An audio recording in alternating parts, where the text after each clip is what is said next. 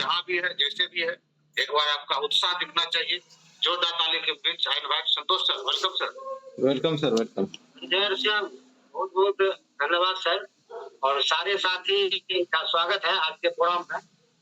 और निश्चित रूप से बचपन से हम लोग सुनते आ रहे हैं कि परिवर्तन संसार का नियम है और परिवर्तन जो होता है उसको हर व्यक्ति एक्सेप्ट नहीं करता है।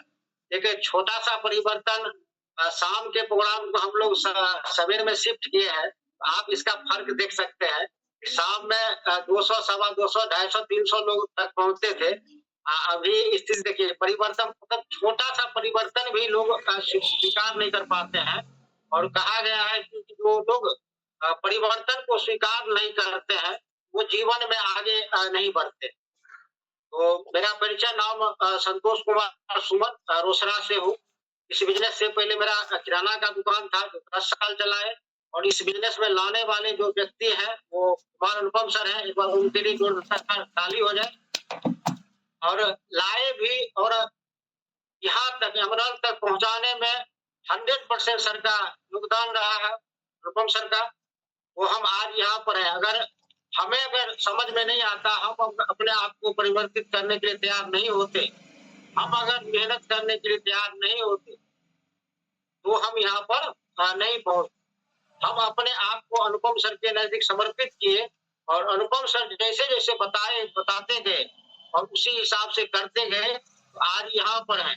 अगर वैसे ही करते मनमाना करते, शाम का सेशन सुबह आया नहीं जुड़ते, तो आज यहाँ तक नहीं पहुँचते।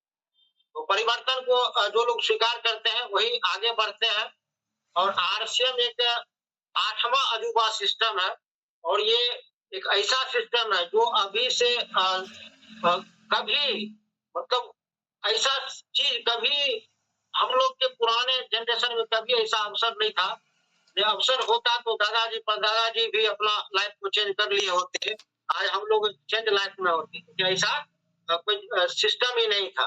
ये 8वां अजूबा है। तो परिवर्तन को स्वीकारना जरूरी है। आरसीएम क्यों करना जरूरी है? इससे पहले हमें थोड़ी-सी बैक में जाना जरूरी है। मंत्री सर, अनुपम सर हर मीटिंग में डाटा की बात करते हैं और वो बताते हैं जब 1940 ईस्वी था, एक रुपया जो है गरीब परिवार का खर्च था, 4 रुपया खर्च था आपको मिडिल क्लास का और 40 रुपया खर्च था अमीर परिवार का। और हर 20 साल में वो 10 गुना होते गया और अभी 20 में वही 10,000 रुपया गरीब का खर्चा हो गया, 40,000 मिडिल क्लास का और 4 लाख अमीर का। समझने की यह भी बात है कि 1940 ईस्वी में 80% नहीं 90% लोगों को जीने के लिए 90% लोगों के जीने के लिए मात्र एक खेती उस समय सहारा होता था। या तो लोगों के पास खेत था या उसी खेत में मजदूरी करते थे। उसके अलावे कुछ काम था जिसमें सारे लोग नहीं कर पाते थे। लेकिन जो लोग परिवर्तन को स्वीकार करते गए, जब 60 के दशक में इंडस्ट्री का दौर आया और इंडस्ट्री की तरफ जो लोग मूव कर गए, उनका लाइफ चेंज हो गया। बस जो लोग खेती करते रह गए, उनसे बेहतर उनका लाइफ होने लगा।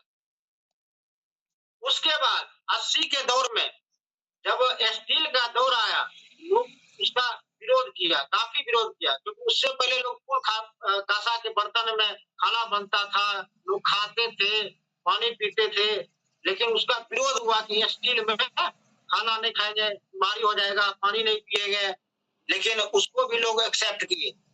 उसके बाद प्लास्टिक का दौर आया, लोगों को उसका भी लोग विरोध किया और लोगों के समझ में नहीं आ रहा था कि यही प्लास्टिक छाने वाला है।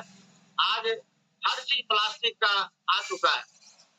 उसके बाद जो है 20 में कंप्यूटर का दौर रहा और अगले जो 40 का है एआई और डायरेक्ट सेलिंग का दौर आने वाला है और जो लोग अपने आप को इसमें चेंज करेंगे वही अपने लाइफ को बदल सकते हैं।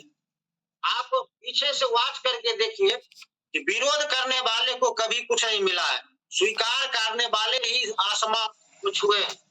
विरोध जो भी लोग किए वो वहीं पर है, लेकिन जो लोग एक्सेप्ट किए, इंडस्ट्री को एक्सेप्ट किए, जो लोग स्टील को एक्सेप्ट किए, उसमें कारोबार किए, उसमें जॉब किए, कंप्यूटर को एक्सेप्ट किए, वो हर व्यक्ति लगा हुआ, और वो हर व्यक्ति पीछे है जो व्यक्ति उसका विरोध किया है। आज हम लोग के पास क्या काम, क्या कर सकते हैं?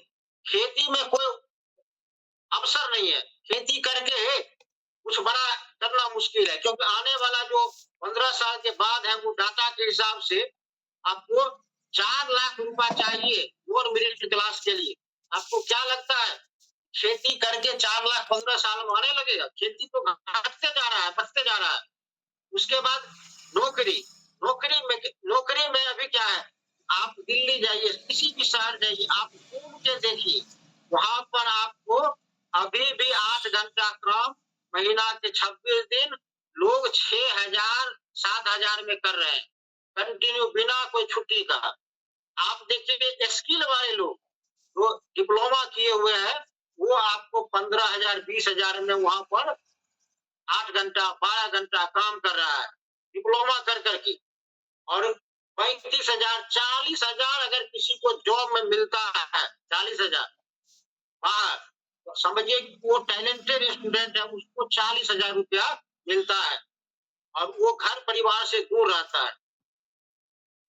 उसके बाद भी वो जब वहां से छोड़ के आएगा तो उसको कुछ सपोर्ट नहीं मिलेगा, वो जब तक करेगा तभी उसको इनकम मिलेगा। एकमात्र जो है, अनुपम सर हमेशा बताते हैं कि अभी के दौर में एकमात्र बिजनेस ही ऐसा है, जो लोग बिजनेस में अपना समय लगाते हैं, पैसा लगाते हैं, वो आगे बढ़ रहे हैं। लेकिन ट्रेडिशनल बिजनेस हर व्यक्ति के लिए नहीं है, ट्रेडिशनल बिजनेस में हर व्यक्ति सफल नहीं हो पाते हैं, क्योंकि वहां पर क्या है, एक तो पूंजी नहीं है लोगों के पास। 5-10 लाख में आप कैसा बिजनेस करेंगे? कोई भी बड़ा बिजनेस छोटा बिजनेस को खा जाता है। आप किराना दुकान खोल के बैठेंगे, मॉल खुल जाता है, उस इलाके के सारे किराना दुकान, कपड़ा दुकान सारे को खा जाता है एक बार। आप 10 टेलर बालू गिट्टी लेके बैठेंगे बेचने के लिए, कोई आएगा 10 ट्रक बालू गिट्टी लेके बैठ जाएगा, वो आपको खत्म कर देगा। क्योंकि छोटा बिजनेस को जो है हमेशा बड़ा बिजनेस उसको खत्म कर देता है। तो 5 लाख 10 लाख 4 लाख लेके हम क्या बिजनेस कर सकते हैं? बिजनेस से भी कुछ होने वाला नहीं है। आरसीएम जो है एक ऐसा मॉडल है जो आपको लाइफ को चेंज कर सकता है। आज लाखों लोगों का लाइफ बदल चुका है आरसीएम करके। आरसीएम एक ऐसा व्यवस्था है, नया है, लोगों को एक्सेप्ट करने में थोड़ी सी वक्त लगता है, लेकिन ऐसा भी नहीं है कि लोग एक्सेप्ट नहीं लेते हैं, क्योंकि आरसीएम एक ऐसा मॉडल है। बाजार व्यवस्था में क्या है, बहुत सारी खामी है। बाजार में क्या है, कंपनी में सामान बनता है, कस्टमर यूज करता है, लेकिन उस सामान को बेचने के लिए, प्रमोट करने के लिए कंपनी को अरबों रुपया खर्च करना पड़ता है, और अरबों रुपया एडवर्टाइज पर खर्च करती है। उसके बाद जाके उसका डिमांड होता है मार्केट, और उसके बाद जो है वो बिचौलिए के माध्यम से पूरे देश में फैलता है। और उस कॉन्सेप्ट में कस्टमर को सबसे ज्यादा नुकसान ये होता है, उस कॉन्सेप्ट में ट्रेडिशनल व्यवसाय में बिलिंग व्यवस्था नहीं है, जिसके कारण आज 50% सामान डुप्लीकेट भरा पड़ा है। हर चीज डुप्लीकेट बाजार में मिल रहा है। कंपनी को नुकसान है, उसी के नाम से डुप्लीकेट सामान बिक रहा है, उसका सामान बिक जाता है। देश को नुकसान है कि उसका टैक्स, डुप्लीकेट सामान को रजिस्टर्ड कंपनी नहीं होता है, चोरी छिपे बनता है, उसका टैक्स चोरी हो जाता है। तो यहाँ पर देश, कंपनी, कस्टमर सबको नुकसान हो रहा है।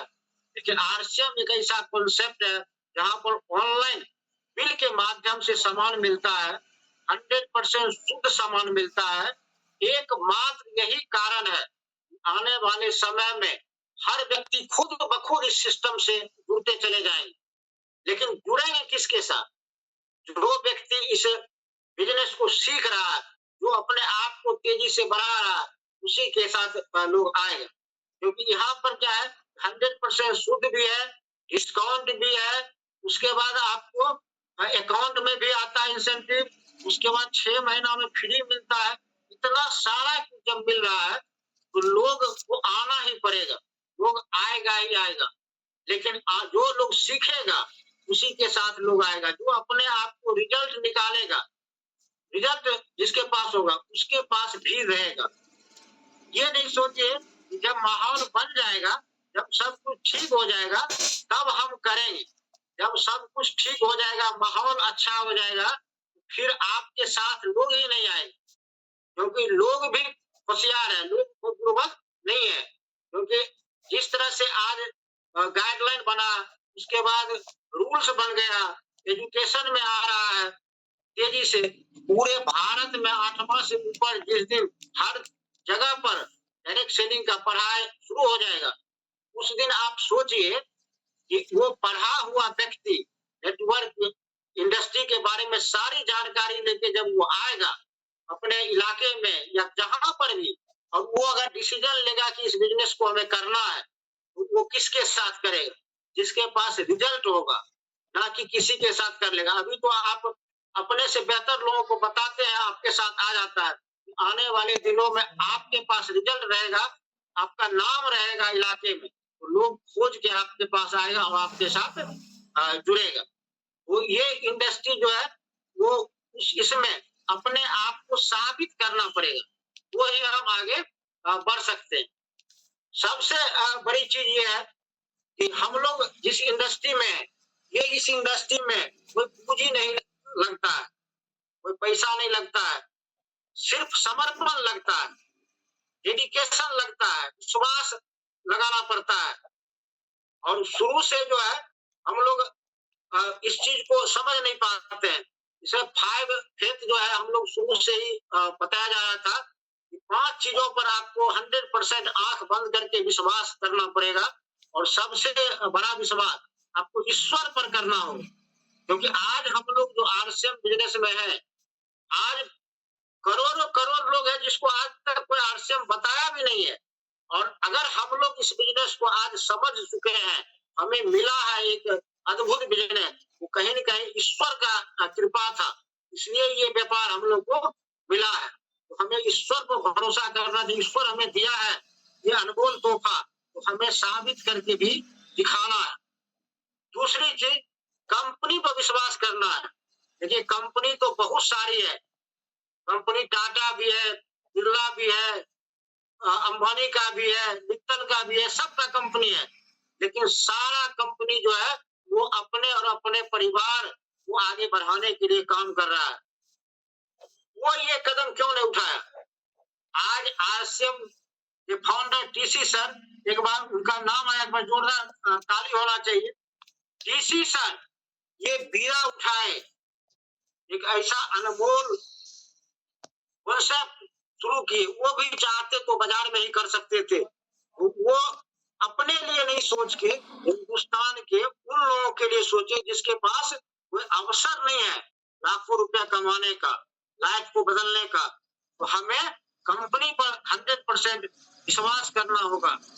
उसके बाद प्रोडक्ट पर विश्वास करना होगा, क्योंकि आरसीएम का जो प्रोडक्ट है वो कोई प्रोडक्ट नहीं है, वो प्रसाद है। जब मंदिर जाते हैं तो वहां पर जब प्रसाद मिलता है और उस प्रसाद में अगर चींटी भी रहता है तो उसमें से चींटी को हटाते हैं, प्रसाद ग्रहण करते हैं। और आरसीएम जो है अनमोल प्रसाद है। आरसीएम के प्रोडक्ट में मोटरसाइकिल है, कार छिपा हुआ है, लाखों का इनकम छिपा हुआ है। आज जितने भी लोग जो भी अचीवमेंट लिए हैं प्रोडक्ट के दम पर लिए, तो हमें प्रोडक्ट पे 100% भरोसा करके चलना होगा। उसके बाद हमें अपलाइन पर भरोसा करना है। इस इंडस्ट्री में जो है आपका अचीवमेंट का 90% जो हिस्सा होता है वो अपलाइन का होता है। लोगों को लगता है हम कर रहे हैं इसलिए हो रहा है, नहीं। आप जहां भी जाते हैं, जिस मुकाम तक पहुंचते हैं, आपको नहीं पता होता है कि अपलाइन का कितना है, लेकिन 90% अपलाइन और सिस्टम का योगदान होता है, 10% हम आप होते हैं। 90% पूरा सिस्टम जिसमें कंपनी, प्रोडक्ट, अपलाइन सबका होता है। उसके बाद हमें अपने आप पर भरोसा रखना। अगर हमें खुद पर भरोसा नहीं होगा तो फिर हम आगे नहीं बढ़ सकते हैं। तो हमें अपने आप पर भरोसा करना होगा, हम कर सकते हैं। क्योंकि जो इंसान जिस चीज के लिए जो वो मान लेता है हम कर सकते हैं, वही वो वही चीज कर पाता है। और जो चीज नहीं मानता है, सॉरी,